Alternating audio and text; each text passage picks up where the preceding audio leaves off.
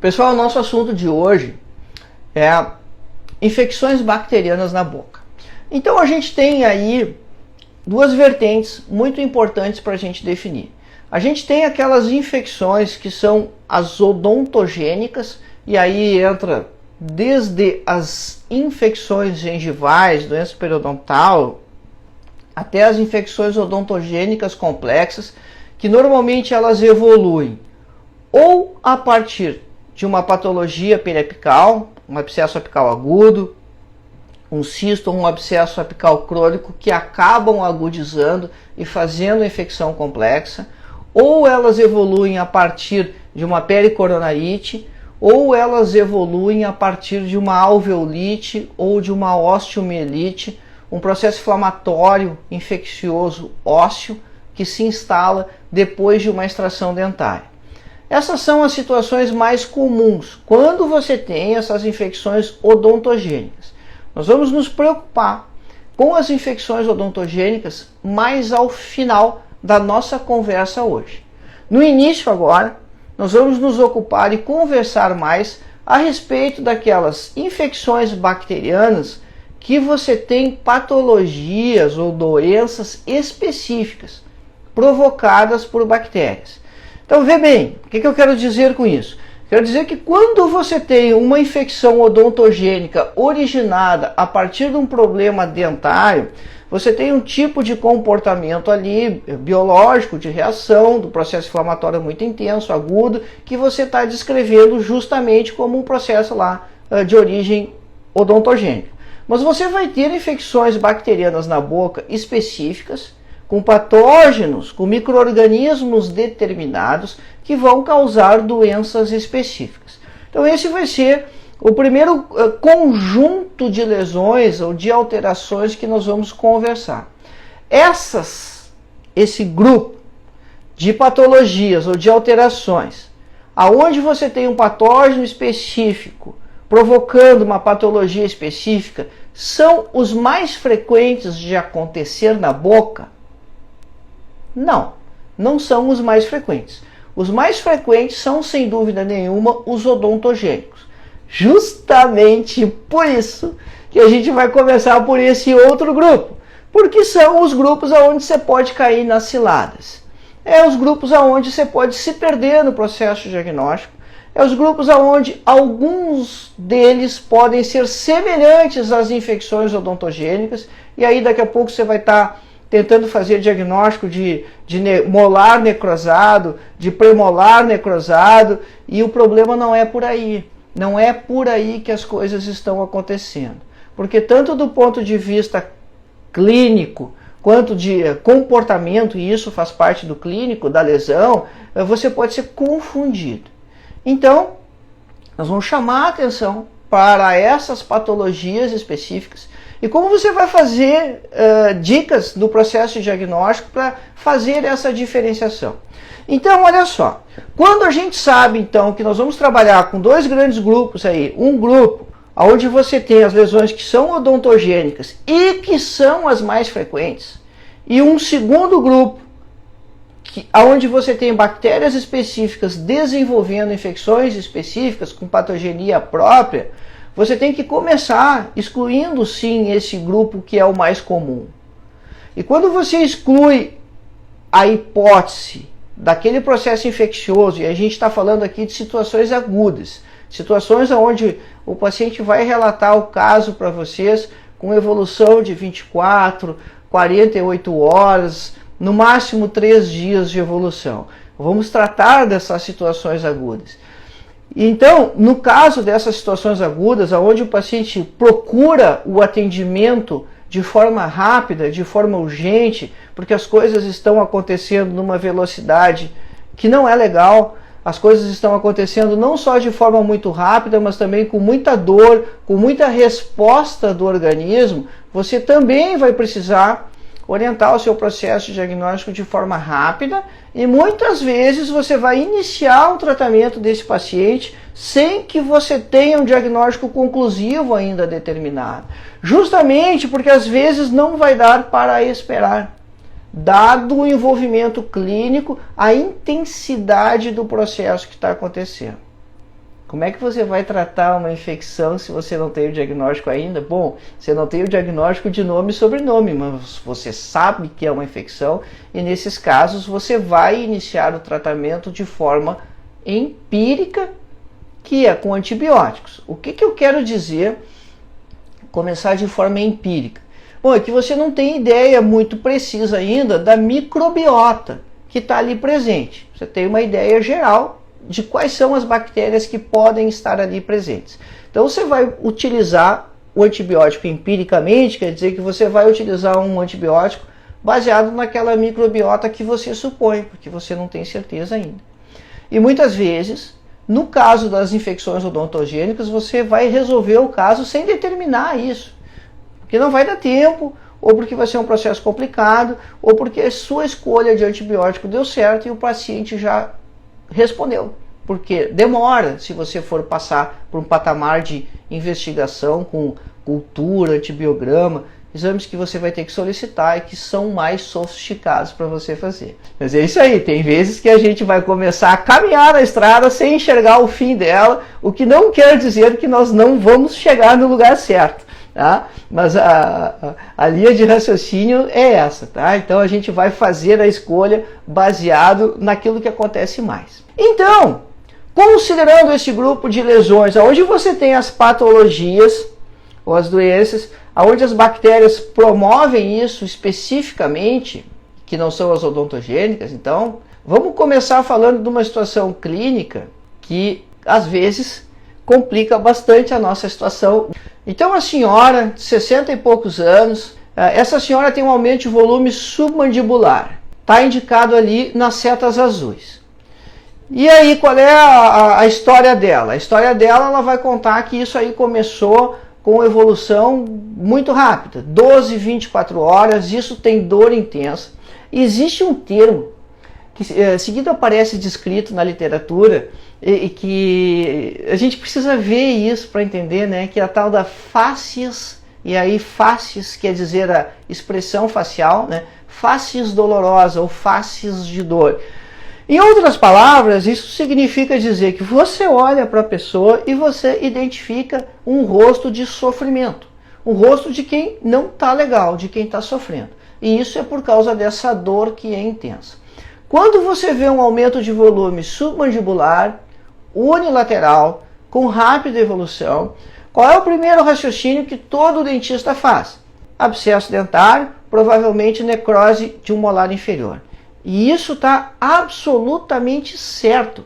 É justamente esse o raciocínio inicial que nós temos que fazer, porque essa é a maior possibilidade, essa é a maior prevalência. Aí então o paciente abre a boca, e nessa senhora aí foi tremendamente fácil fazer isso, porque ela não tinha dentes posteriores, inferiores. Então usava uma PPR dos dois lados. Meu, tirou a PPR, sobrou só a bateria labial, cara, não tem mais o que você fazer ali para investigar infecção odontogênica, né? Tá resolvido o diagnóstico diferencial aqui. Mas nem sempre vai ser tão fácil assim, que o paciente não vai ter dentes daquele lado ali e você não tem o que testar, o que diagnosticar. Por outro lado, né, quando esse aspecto de que não tem dente, não pode ser dentário, está resolvido, também tem uma complicação enorme aí, né? Poxa, se não é dentário, de onde pode ser? Então, vamos voltar para a anatomia e você vai ter duas possibilidades aqui de situações. Ou você tem alguma coisa óssea acontecendo, ou você está na região da glândula submandibular. E aí você pode pensar em infecção óssea, uma osteomielite aguda, mas como que uma osteomielite aguda vai evoluir se você não tem causa ali, se você não tem exposição óssea? Você sabe, a osteomielite não acontece espontaneamente, né? Então, ela não tem história de extração recente, não tem comunicação com a boca do tecido ósseo, sobra a outra possibilidade ali que você está frente de uma cialoadenite. Bom, o que você vai fazer quando você tem a hipótese de cialoadenite? Você está pensando em glândula salivar, então você precisa lembrar que a submandibular é a glândula que mais infecta. É a glândula que as bactérias adoram. E essas situações de cialoadenite, elas não são raras, elas acontecem assim com relativa frequência. Por que que as bactérias adoram a glândula submandibular? Porque você tem um ducto com um trajeto sinuoso, um túnel, né, que ela vai entrar e vai ter fluxo de saliva contra a gravidade. Então a penetração bacteriana, de certa forma, ela fica facilitada. E qual é o diagnóstico diferencial importante você estabelecer aqui? Agora falando só da glândula salivar, é que tenha cálculo. É que você tem uma cialolitíase, um cialolito, um cálculo, induzindo uma cialolitíase que pode induzir uma cialoadenite. Sim, a presença do cálculo pode facilitar essa penetração bacteriana e aí você vai ter um quadro infeccioso junto com o quadro ali do cialolito, junto com o quadro do cálculo. Isso é o caos, né? Aí tá tudo complicado. Mas a primeira parte, assim, né, você descascar essa complicação, é justamente você determinar essa história do cálculo ali. E a primeira dica é como você tem uma evolução muito rápida. O cálculo costuma ser um processo que vai evoluindo. E aí, cara, tem uma parada que é o seguinte, você precisa examinar o paciente para confirmar isso, e a palpação aqui é muito importante. Quando isso tem uma infecção na glândula salivar, o paciente está extremamente vigilante. Mas vigilante mesmo, né? Você vai chegando perto dele, ele vai te olhando aqui e vai cuidando do que você vai fazer, porque aquilo está doendo muito. E quando você palpa a glândula ou toca na glândula, você avisa a pessoa, olha, esse exame é muito desconfortável e pode te incomodar bastante. E quando você seja gentil nesse processo, porque você pode induzir uma dor intensa, o paciente pular na cadeira e ter um reflexo muito ruim. Então você vai palpar a glândula e se o paciente está nesse aspecto defensivo, vigilante ao exame, vigilante ao toque, isso é uma pista muito importante. E aí vem outro detalhe, que é você ordenhar a glândula. Se você consegue drenar pus quando você faz a ordenha da glândula, você fechou o diagnóstico, você não tem mais dúvida. E aí você pode ter duas possibilidades aí de conduta nesses casos do cialoadenite, quando você consegue a drenagem de pus ali na ordenha da glândula, que é você já iniciar o antibiótico, e aí algo, né, da família das penicilinas, as amoxicilinas, ampicilinas. Eu gosto muito de utilizar a cefalexina, né, que é uma ciclosporina de primeira geração, inclusive, tem uma resposta muito boa com ela. Mas um detalhe importantíssimo, quando você trata essas infecções bacterianas de glândula salivar, você tem que fazer antibiótico terapia. Você tem que usar o antibiótico por bastante tempo. Logo, logo eu vou explicar por quê que você não pode fazer tiro curto com antibiótico aqui, e vou explicar por que você não pode usar o antibiótico naquele modelo profilático quando você está tratando essas infecções bacterianas de glândula salivar. Mas aí é o seguinte, o paciente vai abrir a boca, você vai fazer o exame físico ali no assoalho da boca, ver se você não identifica o cálculo, e você pode estar verdadeiramente excluindo essa possibilidade de cialolitíase. Se não, vai precisar de exames, né? Pode ser uma radiografia oclusal, pode ser uma conibin. Conibin mostra cálculo no ducto, é excelente. Você pode utilizar a ultrassonografia e na radiografia panorâmica o cálculo aparece se ele está dentro da glândula, não se ele está no ducto. Então você tem essas possibilidades aí, caso você esteja na dúvida de você ter só uma cialolitíase ou você ter a cialoadenite associada com a cialolitíase. Enfim, são maneiras de você fazer esse diagnóstico diferencial. Mas aí o paciente vai abrir a boca, você vai examinar o assoalho ali, você coloca uma gaze no fundo do assoalho bucal, seca ali as carúnculas e pressiona por fora. Lembra de tudo que eu falei, né? Pressiona por fora enquanto o paciente está de boca aberta e você está olhando ali o assoalho bucal. Lembra da história que eu falei, o paciente está vigilante, cara, isso é desconfortável, isso dói um monte. Avisa o paciente. E aí quando você faz essa manobra aqui de compressão da glândula, e você não vai conseguir repetir isso muitas vezes, porque você não vai ter uma quantidade grande de saliva que possa sair ali. Quando você faz essa manobra de compressão aqui pela pele, com o paciente de boca aberta, gás no assoalho, secou a carúncula, você está de olho ali. Você tem três possibilidades. Ou não vai sair nada, se não sair nada, não te convence. Dá um tempinho. Dá um tempinho. E daqui a pouco, repete, deixa passar uns minutinhos aí, 3, 4, 5 minutos, que é para dar um tempo para a glândula fazer talvez um pouco mais de saliva, e você repete o processo ali, o procedimento de comprimir a glândula aqui, tá? Enquanto você está olhando lá dentro da boca. Saiu saliva, pô, excelente. Isso exclui a possibilidade de uma infecção bacteriana? Não, não exclui, só te mostra que a glândula está funcional. E isso é muito bom. Então você pode ter bactéria em franco processo lá dentro da glândula, mas você não tem uma produção significativa de pus a ponto de você conseguir a drenagem, e é um bom momento. É um momento onde a glândula está funcional ainda. Porque o que quer dizer ela não estar funcional? Com a evolução da infecção dentro da glândula, você pode começar a ter a destruição da parte nobre da glândula, aquilo que a gente chama o parênquima glandular, os ácidos. E quando você tem a destruição dos ácidos por causa da infecção, isso é muito ruim, porque o organismo não consegue formar de novo aqueles ácidos que as bactérias eventualmente destruírem. Você vai ter a substituição naquele espaço lá por tecido conjuntivo fibroso. Isso não é legal. Isso pode provocar no futuro novas infecções. E você pode ter a drenagem de pus. Se você tiver a drenagem de pus, você confirma esse diagnóstico então, de cialoadenite. E aí você pode ter duas condutas. Uma que nós comentamos já brevemente, que você já imediatamente começar o antibiótico, e a outra é você pedir a cultura, antibiograma. É todo um outro processo, né?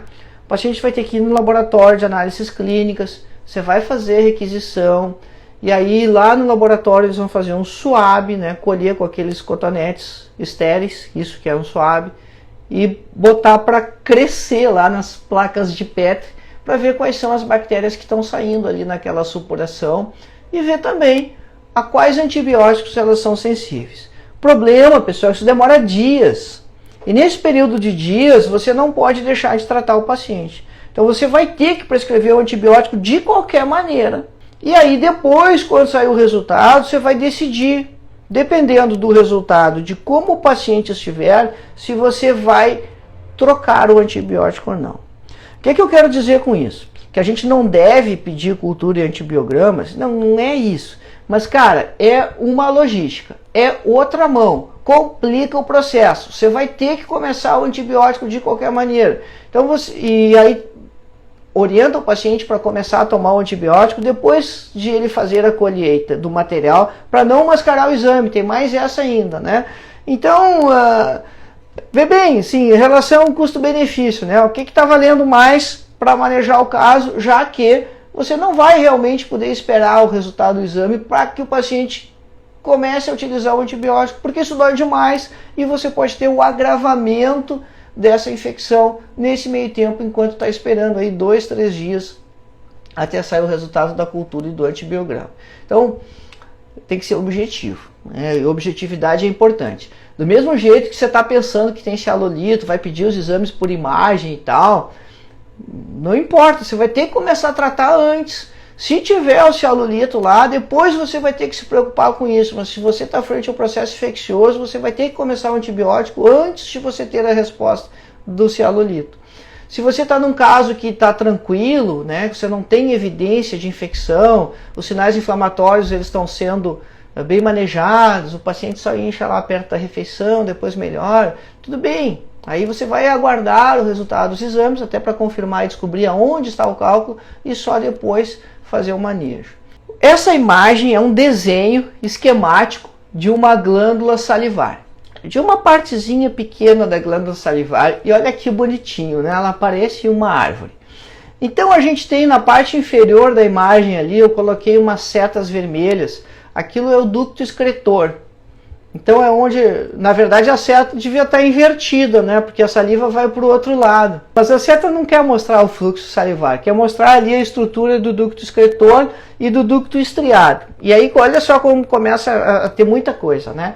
Ducto excretor, ducto estriado, ducto intercalado, lá onde estão as setinhas azuis, e aquelas outras estruturas esféricas, onde não tem seta nenhuma ali, que são várias celulinhas, aquilo ali são os ácidos. O sistema de ductos, o sistema ductal, que é o que está sinalizado nas setas vermelhas e azuis, mais a cápsula, mais os vasos de sangue, mais o tecido conjuntivo fibroso, isso forma o estroma da glândula.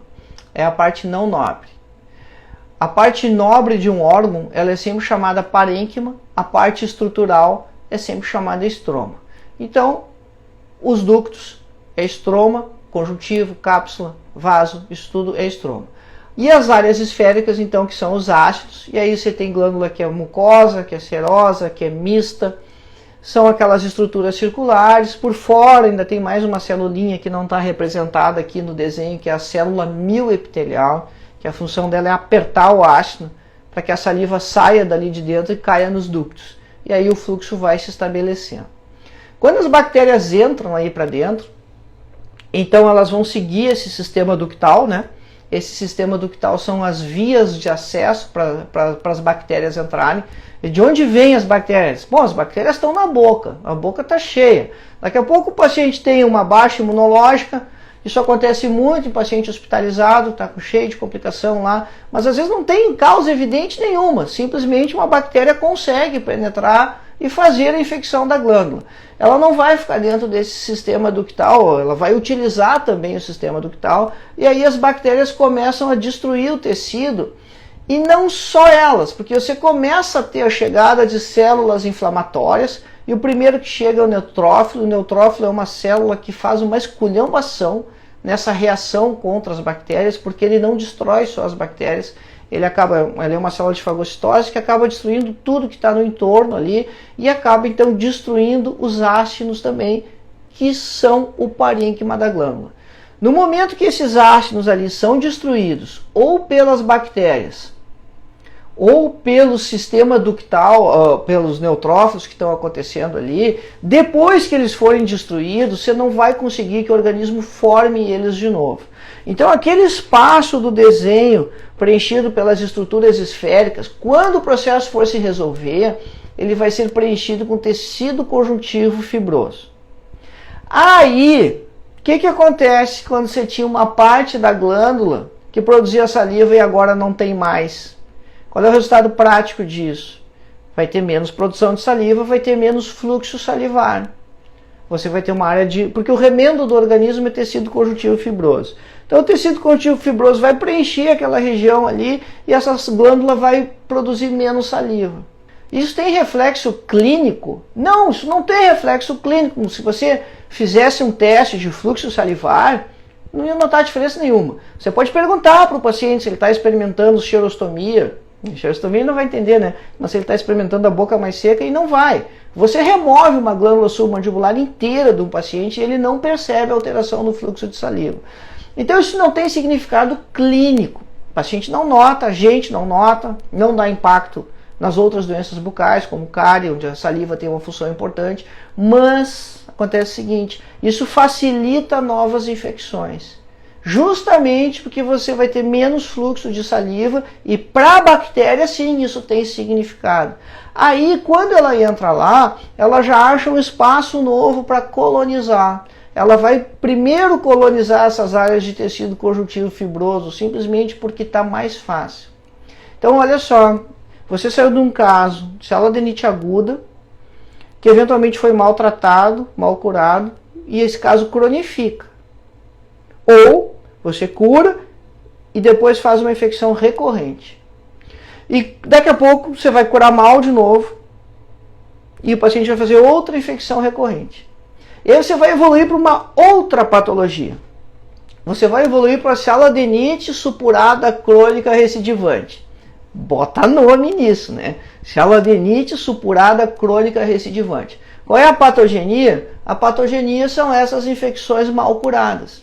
E é por isso que eu disse antes para vocês, alguns minutos atrás, que você não pode tratar com antibiótico aqui com tiro curto.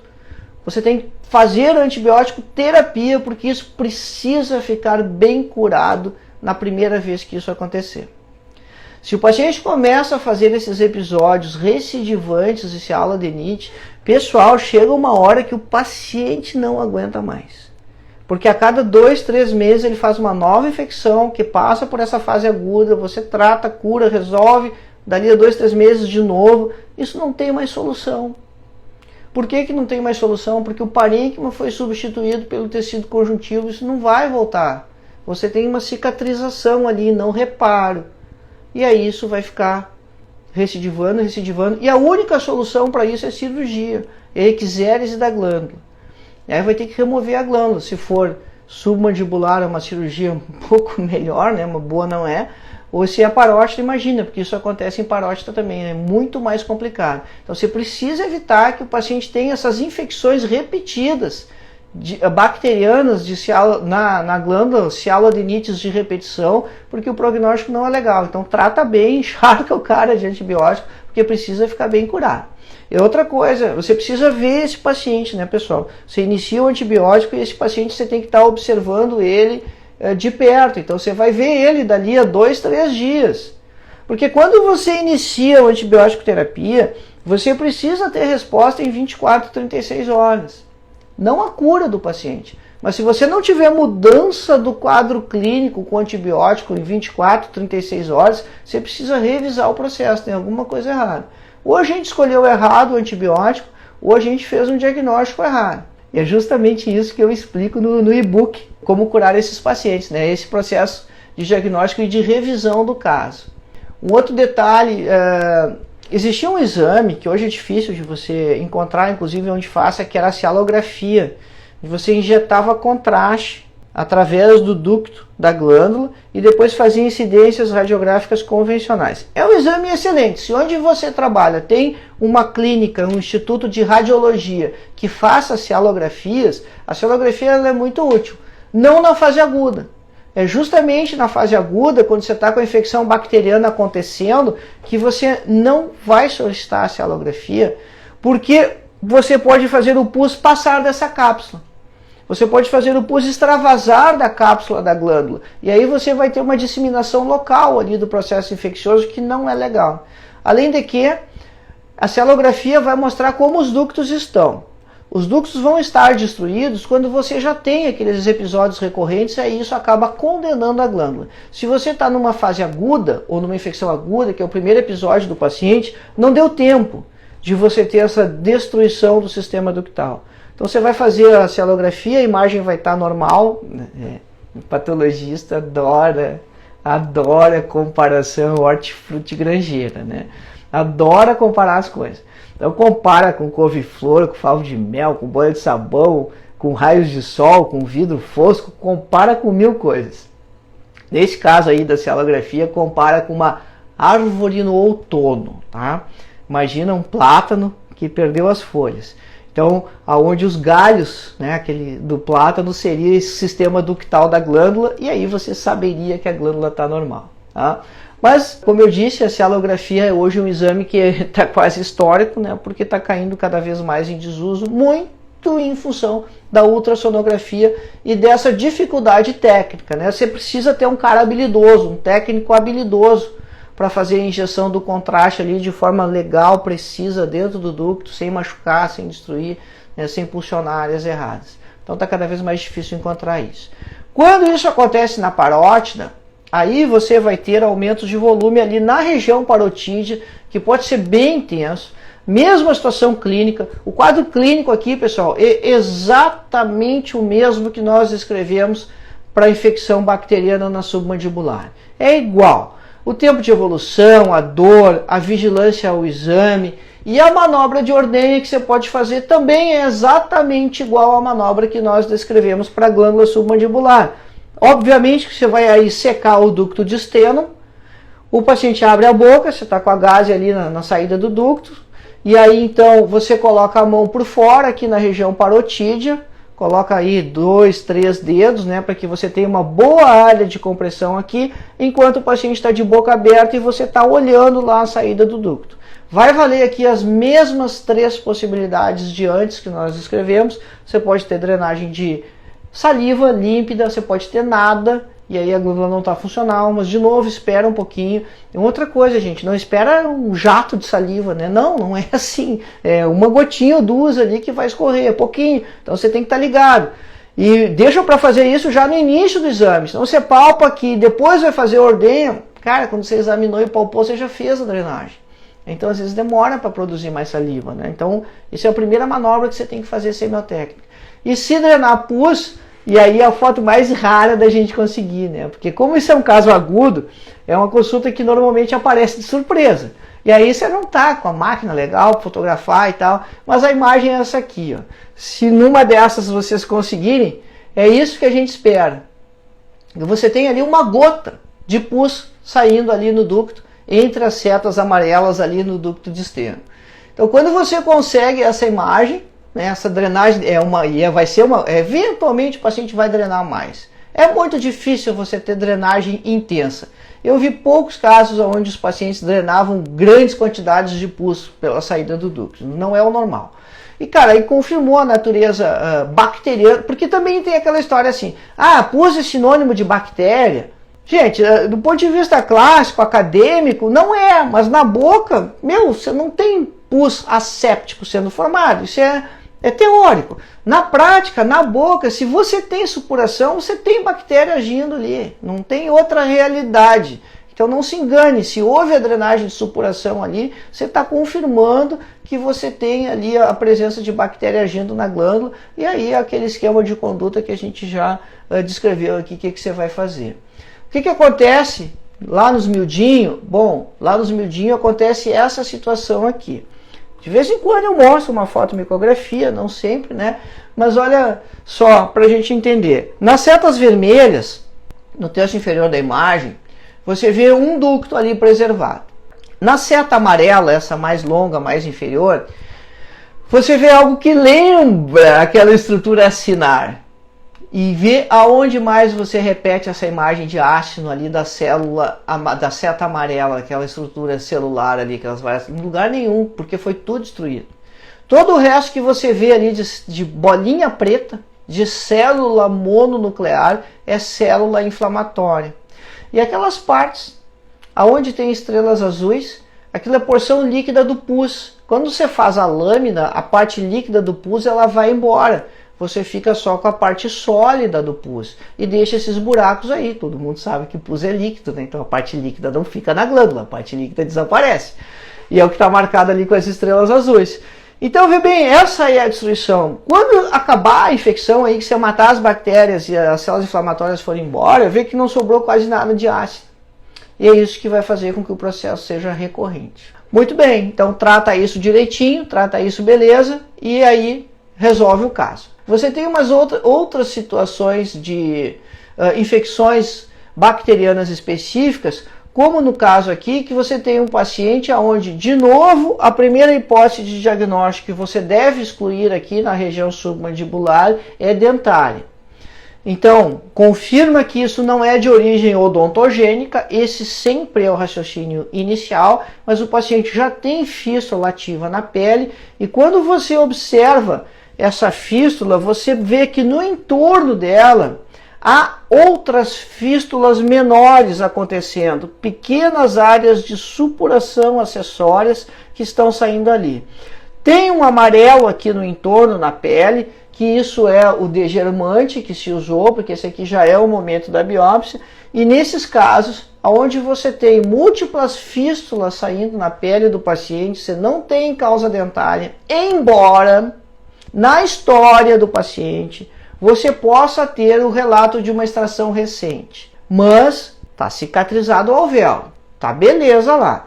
Mas ele pode contar que há algum tempo, 1, 2, 3, 4 semanas, ele fez uma extração de dente, mas que evoluiu super bem. Isso pode fazer parte da história e isso é um dado importante.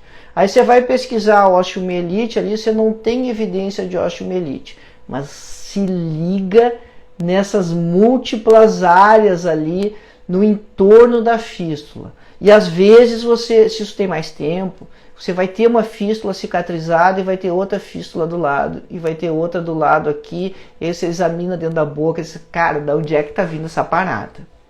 Por quê?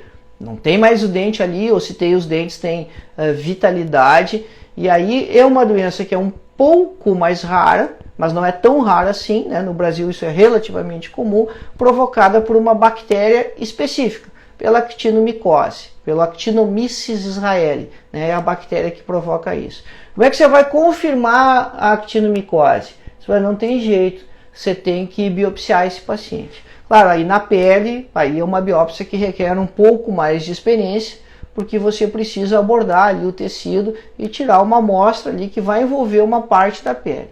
Mas, né, quem tem um pouco mais de vivência de cirurgia. Isso não é profundo, você faz uma biópsia superficial ali naquelas áreas da fístula mesmo, né? É uma bactéria gram-positiva, anaeróbia ou facultativa, e no exame histopatológico ela forma colônias lá, e o patologista vai poder te dar esse diagnóstico com precisão. Tem um outro detalhe. Como ela é anaeróbia, quando você faz a manipulação cirúrgica ali, você acaba abrindo a oxigenação do tecido. Isso te ajuda também no processo de cura. Bom, e aqui antibiótico da família das penicilinas, né? E usualmente se trata isso com Despacilina, 400 mil unidades, injetável, uma ampola a cada 12 horas, é chumbo de matar pato, judia do paciente, né? Porque você vai precisar aqui de bastante antibiótico, né? E você vai acompanhando o caso, e ele vai fazer esse tratamento aí com a Despacilina por pelo menos 7 dias, então vão ser aí 14 injeções que o paciente acaba tomando.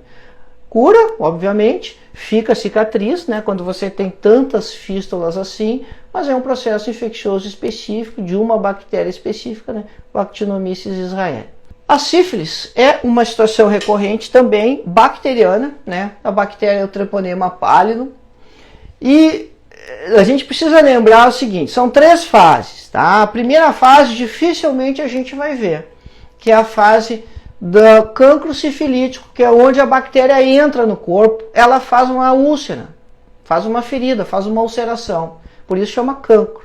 Só que essa ulceração cura sozinha. Então, normalmente, essa penetração da bactéria acontece nos órgãos genitais e o paciente não vai procurar o dentista. Ele só vai procurar o dentista se a penetração da bactéria, do treponema, induzir o cancro na boca. E mesmo assim, como isso cura espontaneamente, às vezes o paciente passa uns dias ali, o cancro fecha e ele acaba não procurando ajuda e a gente não tem a oportunidade desse diagnóstico inicial da sífilis primária. Mas a bactéria fica lá. Vai passar um tempo e vai para a sífilis secundária. E aí sim a gente vai ver a lesão quando ela acontecer na boca, porque ela tem 2 nomes. Se ela está se manifestando na boca, que nem esse caso aqui na língua, isso é a chamada placa mucosa. Mas ela também pode dar lesão na pele, que é a roséola sifilítica, né? Que são pequenas áreas avermelhadas, pequenas pápulas que acontecem na pele, e isso também pode acontecer simultaneamente. Então, vê bem, isso não é uma úlcera, gente, isso é uma placa, isso não dói, você toca ali e está tudo bem. O paciente vem consultar porque acha isso aí estranho realmente, né? E isso é estranho. Gente, isso tem um brilho, nem sempre tão claro assim, um brilho nacarado, tipo madrepérola. Isso pode mudar de lugar, o paciente pode contar que já teve, ele melhorou dessa fase secundária, né, do secundarismo, e aí depois fez novos episódios. Gente, aqui assim, a anamnese aqui, ela é importante, né, a gente saber da história da lesão em si, não precisa saber da história da vida do paciente, isso não interessa, isso não tem nada a ver. A gente precisa saber da história da lesão, se isso doeu, se mudou de lugar, se já teve outras, como é que a coisa está se comportando, isso dá muitas pistas para a gente pensar no processo. Se você trabalha em unidade básica de saúde, é muito provável que você tenha acesso ao teste rápido. E aí você solicita para o paciente, você está na dúvida. E o paciente faz o teste rápido no posto. Você trabalha no consultório particular ou em outro ambiente, hospital, você precisa solicitar isso, o paciente vai no laboratório. Você pega o receituário, bota o nome do paciente e escreve ali 4 palavras simplesmente. Solicito sorologia para luz. Ou solicito VDRL, que é Venereal Disease Research Laboratory. E o paciente, se der positivo VDRL, naturalmente o laboratório faz a contraprova para sífilis, né? E aí você vai receber o resultado de luz. Luz é o outro nome da sífilis, tá? Confirmado isso, trata com antibiótico ou se encaminha para o infectologista. Você pode... a minha conduta pessoal normalmente é não tratar os pacientes com sífilis, é fazer o diagnóstico, encaminhar ele para o infectologista e vai rastrear parceiros também, isso é importante. Tem colegas que fazem o tratamento com penicilina também, não é complexo, né? É fácil de fazer, tem bastante literatura acessível de como trata a sífilis, mas essa é uma decisão que cabe a cada um dos profissionais. Tem uma galera que seguido me pergunta do diagnóstico diferencial de sífilis e língua geográfica. O pessoal confunde. Então, olha só, tá aí, ó, pacientes diferentes. Bota o olho nessas duas imagens se você é um desses colegas que tem dificuldade em perceber as diferenças. Língua geográfica tem área despapilada, tem área branca, isso muda de lugar. Na placa mucosa você tem uma placa amarelada e você não precisa ter placa mucosa só na língua. Você pode ter a placa mucosa acontecendo em outras localizações da boca também. Então se liga sempre, porque essa placa parece uma úlcera, mas não é uma placa, isso é levemente elevado e isso não tem dor. Como, por exemplo, você pode observar essa placa acontecendo aqui perto da comissura. É outro paciente, não é o mesmo. Esse não tinha só essa, ele também tinha do outro lado. Mas olha só, tem aquele aspecto amarelado, aquele brilho que a gente descreveu, é levemente elevado, isso não dói, não tem ulceração. Às vezes o paciente refere a algum desconforto, mas não é normal. Então, desconfie sempre, né, dessas situações aqui, né, da placa mucosa. E olha só. Então, depois tem a terceira fase da sífilis, né, que é a goma sifilítica, aí é bem mais grave, normalmente tem lesão neurológica, dificilmente os pacientes acabam evoluindo, né, para goma sifilítica. E tem aqui, não é um caso de infecção bacteriana específica, isso é um caso de mucosite, mas quando você tem pacientes com mucosite, as áreas de mucosite também sofrem infecção secundária.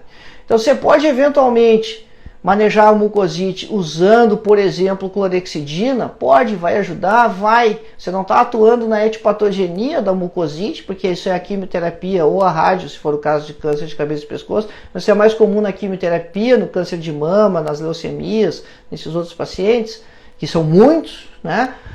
Mas você ajuda.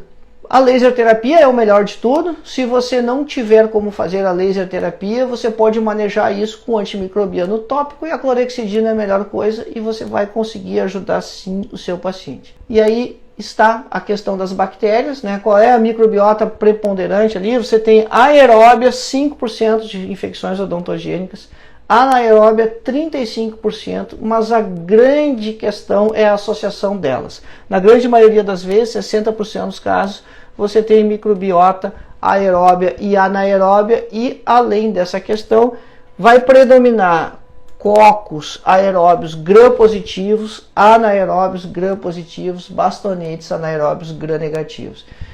Essa é a base para você escolher qual é o antibiótico que você vai usar. Então, para você fazer essa escolha de forma mais consciente e adequada, você precisa lembrar dessa microbiota. Então, às vezes entra um antibiótico da moda aí, que a galera está prescrevendo para outras coisas, a gente começa a usar, mas a gente não está trabalhando com a microbiota específica da boca. Então, lembra disso, lembra que lá para a amígdala já muda tudo. As áreas são vizinhas, mas a microbiota já é diferente. Seio maxilar é outra microbiota. Então lembra sempre dessa questão da população celular, dá uma olhada qual é o antibiótico que você está usando e qual é a população de bactérias que ele é mais específico, para que você tenha mais sucesso quando você está trabalhando contra as bactérias nessas infecções odontogênicas, certo, pessoal?